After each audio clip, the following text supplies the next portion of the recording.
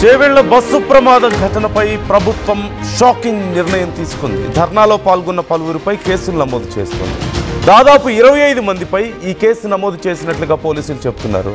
Chevella Mirzaguda bus ప్రమాదంలో 19 మందికి పైగా మృతి చెందిన విషయం మనకు తెలిసిందే.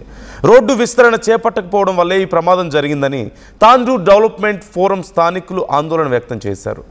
ఓ కానిస్టేబుల్ ఇచ్చినటువంటి ఫిర్యాదుతో 25 మందిపై కేసు నమోదు చేసినట్లుగా తెలుస్తోంది. మనందరికీ తెలిసిందే ఈ ప్రమాదం ఎంత దారుణంగా జరిగిందో. ఒక టిప్పర్ లారీ బస్సు ఢీ కొట్టడంతో ఈ ప్రమాదం జరిగింది. 19 మంది ప్రాణాలు కోల్పోయారు. చాలా దారుణమైనటువంటి యాక్సిడెంట్ ఇది.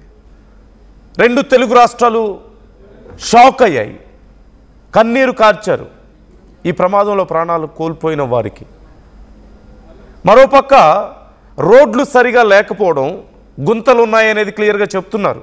ఓ పక్క బస్సు ఆ గుంతలను తప్పించడం కోసమే వచ్చి లారీని కొట్టిందని లారీ డ్రైవర్ చెప్తుంటే, లేదు లారీనే ఓవర్లోడ్తో ఆ గుంతలను తప్పించిపోయి వచ్చి మళ్ళీ బస్సును ఢీ కొట్టిందని చెప్పేసి బస్సులో ఉన్న వాళ్ళు చెప్తున్నారు. సో గుంతలు ఉన్నాయనేది క్లియర్గా తెలుస్తోంది. At the same time road విస్తరణ చేపట్టకపోవడం వల్లే ఈ ప్రమాదం జరిగింది అంటూ స్థానికులు ఆందోళన వ్యక్తం చేస్తే, ఆందోళన వ్యక్తం చేసిన 25 మంది మీద పోలీసులు కేసు నమోదు చేసినట్లుగా తెలుస్తుంది. But why? ప్రభుత్వం ఎందుకు ఇలా చేస్తుంది? అసలు వాళ్ళు ఏమైనా హింసాత్మక ఆందోళనలకు పాల్పడ్డారా? వాళ్ళ ఆందోళన వల్ల ఏదైనా జరగరాని ఘోరం జరిగిందా? లేకపోతే అసలు ఆందోళన వ్యక్తం చేయడమే తప్ప, అక్కడ ఉన్నటువంటి సమస్యను ఎత్తి చూపించడం తప్ప, ప్రభుత్వ వైఫల్యాన్ని చూపించడం తప్ప?